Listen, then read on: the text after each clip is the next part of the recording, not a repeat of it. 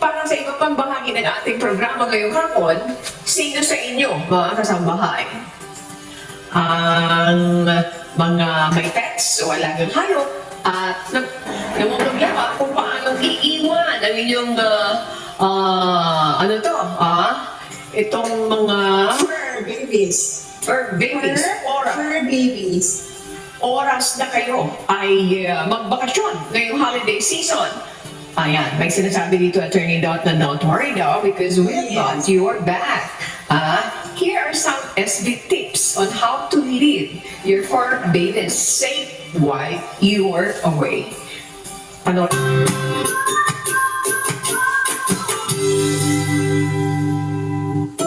Marami sa ating mga Pilipino ang mapagmahal at maalaga sa iba't ibang klase ng hayop.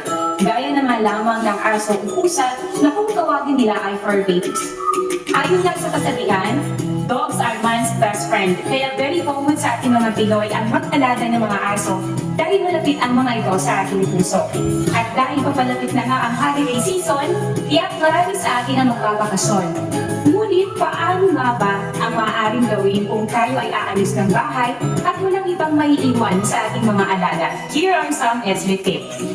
Ayon kay Michael Mark Valmonte, maliit pa lamang siya nang magsimulang mag-alaga ng mga hayop. Kaya nice nang ibahagi ang ilang tips kung paano iiwan ang mga alagang hayop sa tuwing tayo ay aalis at maiiwan ang mga ito. 7 taon pa lang po ako, nagsimula na po ako mag-aso. Ang una ko pong aso ay German Shepherd po. Isang uri ng aso na malaking aso. At nangarap din po kasi akong maging veterinaryo ng bata pa ako. Kaya po hanggang ngayon ay subok at sanay na po ako sa pag-aaso. Kung magbabakasyon po tayo ng medyo matagal na panahon, siguro mga 3 o 5 araw na haba ng panahon, maaari natin i-avail ng ating mga fur babies sa isang pet hotel or pet boarding. Doon po kailangan mailagay sila at maibigay po yung mga pangangailangan nila kapag wala po tayo. Pero kung tayo ay mawawala lamang ng mga 1 o 2 araw, maaari nating turuan ng mga fur babies natin na mag-fasting upang sa ganun ay masanay sila kahit wala tayo. Marunong silang mamuhay ng kahit walang pagkain. Basta meron silang supply na tubig, mabubuhay po sila. Opo, tama po yun. Kung iiwanan po natin ang mga fur babies, maaari po sana dapat nakakulong sila para safe na safe po sila. Baka makapinsala po sa ating kapitbahay o sa anumang hayop. Mahalaga na malaman natin na kung kailan po dudumi ang mga aso. 3 paraan po para malaman natin kung kailan sila dudumi. Bago matulog, pagkatapos kumain, at pagkatapos maglaro.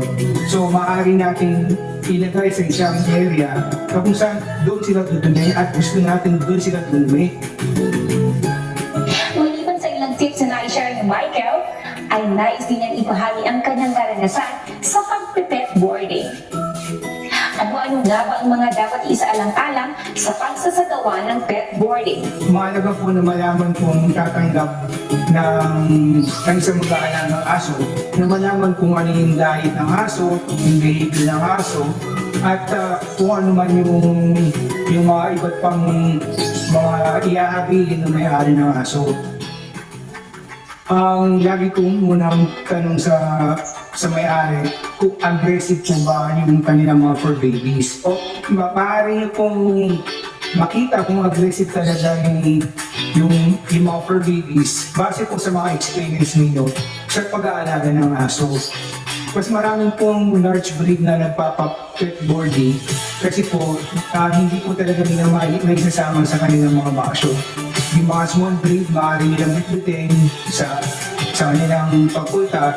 Pero po yung mga large breed na mga aso like German Shepherd, Rottweiler, or Golden Retriever, hindi talaga nila masasama sa pag-alis nila. Ito po yung mga klase ng aso na natatanggap po. Masaya naman po ako sa ginagawa ko dahil parte na po yun ng aking dedikasyon sa pagmamahal ng mga aso at pusa. Malaking bagay po kasi yung makatulong ako sa kapwa.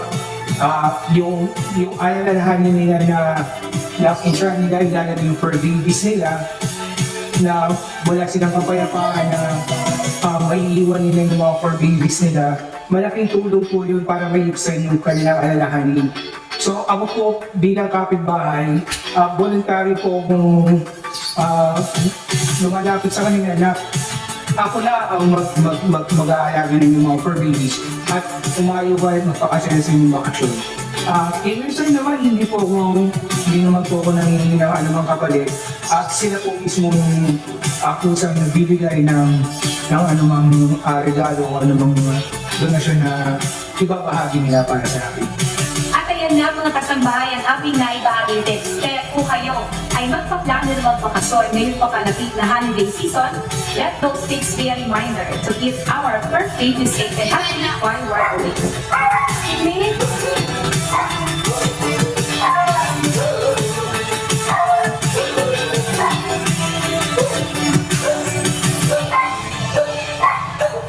Hanggang sa muli, mga kasambahay.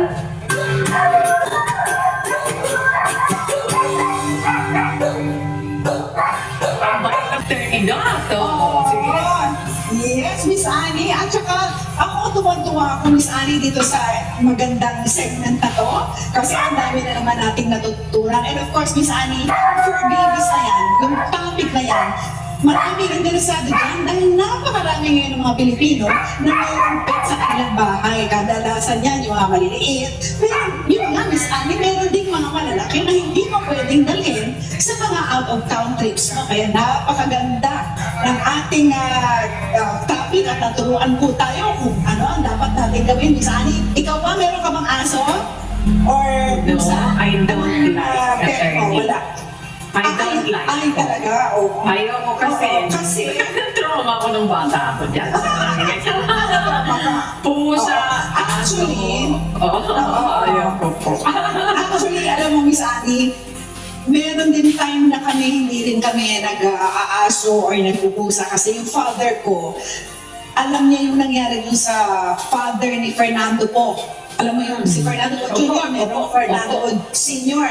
Namatay yun namatay yan ng maaga dahil nga nakagat ng aso. Pero Miss Annie ngayon, because of all the mga vaccination, all the injections, all the precautions, medyo safe na po yung magkaroon ng aso at saka pusa. Pero before anything else, Miss Annie, bago pa tayo magpatuloy, I would like to thank again yung ating producer. Napakaganda po ng kanyang idea na ito ang kanyang topic ngayon. Marami, kagaya po yung aming secretary dito, si Miss Reverie. Alam mo, meron kaming outing. Problema yan lagi kapag nag-outing kami at hindi niya alam kung saan niya dadalhin ang kanyang aso. So ngayon, pwede na po natin sabihin sa kanya, eto, pwede mo nang iwanan ang iyong aso sa isang boarding house. Yan. Mr. Bonmonte, sabi niya, nakakatuwa siya. Napakabait niya napakabait niya. Mr. Bonmonte, sige, I'm sure, after itong palabas na ito, baka maraming kumontak po sa inyo. Ayan. And we also want to remind those people na talagang may interest na mag-alaga, kailangan responsible pet owner